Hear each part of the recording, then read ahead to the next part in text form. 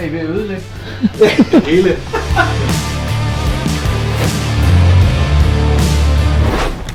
Hi, I'm standing here in Aarhus and I'm going to visit the shop here where I've been invited by the CEO of Vestlyd, Henrik Reinholdsen, and have a little chat about the Vestlyd speakers. Come along. Hi Jesper, thank you for having us. Welcome. Where is the magic supposed to be? Here. Okay.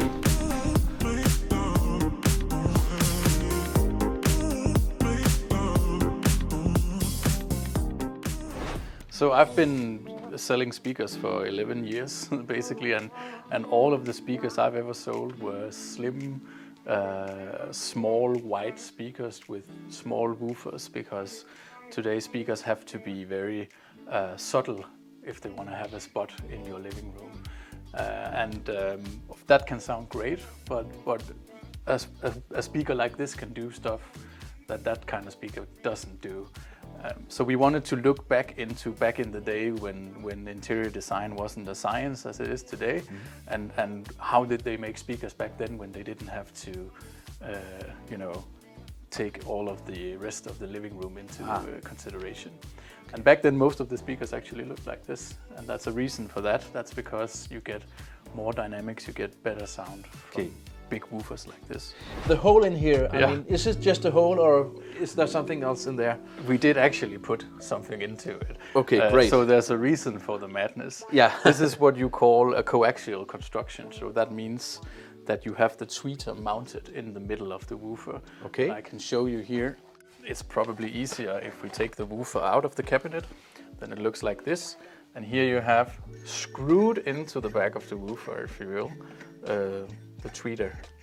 So the tweeter itself is there, yeah? So this is actually the tweeter, and you can see at the bottom of it here, you can sort of see that it's a dome tweeter. Yeah. And silver thing here, Henrik, I mean, is this a regular horn thing, or what is it specifically? Yeah. So when you have the tweeter screwed into the back of the woofer, you need to help the sound reach you in a nice way. So this is actually what we call a waveguide. This is machined from one piece of solid aluminum. Wow. And the geometry of it has been calculated perfectly so that it helps the high frequencies from the tweeter. What is the benefit by having this kind of design and way of mounting both the woofer and the tweeter in the speaker? Yeah. Here you get the sound from the woofer and the sound from the tweeter. It all comes from one point. So we can help the sound much better by doing that. And is this beneficial for the dispersion itself, or is there any drawbacks to it? I mean... Yeah, so what you get from this construction, basically, because we engineered the waveguide and the geometry of the woofer to function as a horn as well, is you get the loud sound pressure that you would get from a normal horn construction. But since the woofer and the waveguide also functions, both of them function as a waveguide, you also get an even dispersion of the sound. Okay, so you actually don't have to sit in the sweet spot, so to say. Exactly. Okay. You can sit, of course I would always recommend sitting in the sweet spot, but people sitting next to you in the sofa when you watch a movie, for example, they also get the great sound. So you can sit anywhere you want in the living room, basically. Nice. And get a really nice sound quality from these speakers. So what we did was we made a special design for the bracing inside. That's the part you can see here. Yeah. It even has a special hole for the magnet of the woofer to help with the airflow around the magnet once it gets hot if you play for a long time, for example. So this bracing construction helps make the resonances of the cabinet around 40% lower.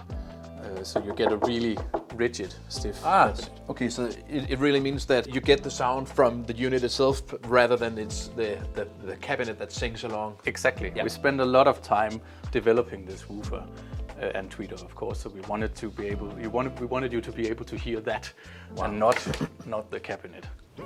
The two speakers are actually pretty much identical in the build.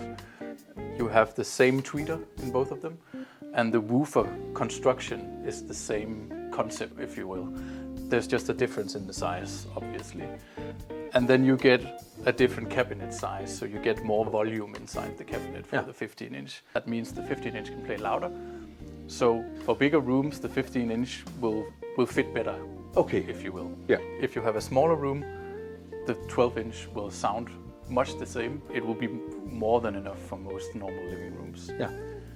One thing that is unique for the 15-inch though is that we found that the special construction of this woofer and exactly the size of the woofer actually rolled off naturally at the crossover frequencies. So actually we saved some components in the crossover. There's no filter on the woofer here.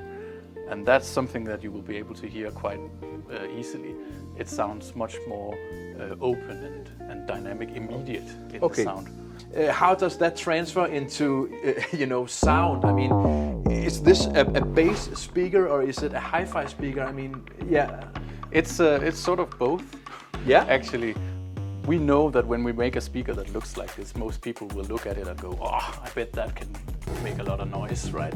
And they can make a lot of noise. They go incredibly loud, but we also know that if the sound quality is bad, then you just want to turn it down again. So we made sure that the distortion of these speakers is incredibly low. We've made all sorts of design choices to keep the distortion as low as possible in these speakers. What you will find with these, if you can keep going up and up and up in volume, and it'll just sound great still. Okay. You'll have the clearness and the airness still in a high volume. Often you won't even know that you're listening to the music incredibly loud. What if I somehow didn't like the units to just pop out in my eye view? Is there something that can hide it away? If by any chance you wanted that? if you hate my design so much that you don't like the look of the speakers, then first of all I will punch you. But then, of course, we've made these grills. Okay, I see. That can go onto the speaker as well.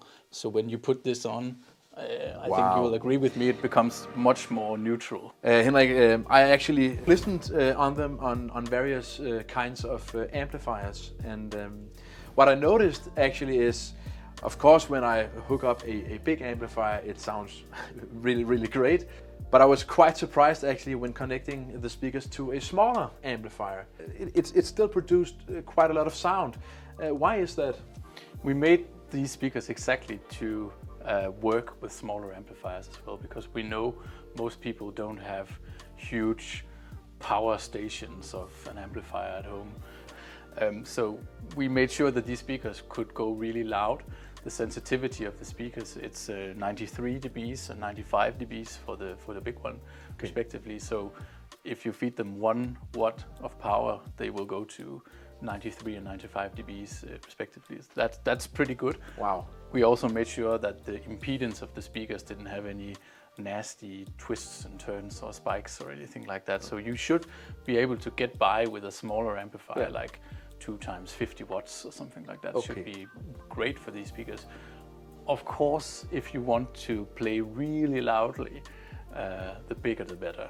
A huge amplifier, like a 250 watt amplifier, then you really start to hear the speakers perform at their peak. It obviously sounds like this is a speaker that's capable of producing real hi-fi and great sound.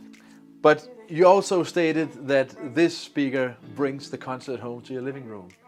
And I wanted to challenge you on a little thing here, because actually yesterday I went to a concert and I had my dB meter on my phone. And I measured maybe 9,500 decibel. Yeah. So I wanted to challenge you. Yeah. And by that I mean if we could try to listen to the speaker and maybe try to reach the same decibel. Sure, let's do it. Challenge accepted. And maybe get it just a little much higher. Let's see, I think we can.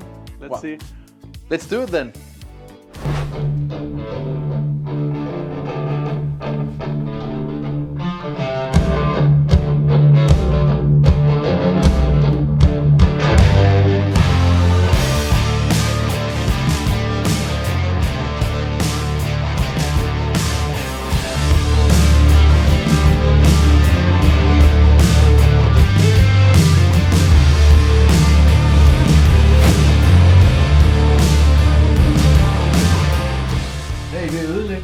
Hele.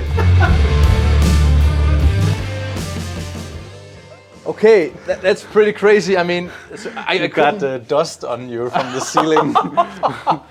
Okay, so I couldn't turn the volume higher than 100 on the amplifier, so... We got to 105 dBs, I think.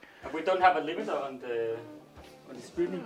No, I think that's the maximum we're going to get in this room. So this actually means that the speaker can stand so much more than what's actually given from the amp? Absolutely. We did tests in our listening facilities where we reach 129.5 dBs. Whoa. And we did use hearing aid. But we did also use a 3,000 watt amplifier.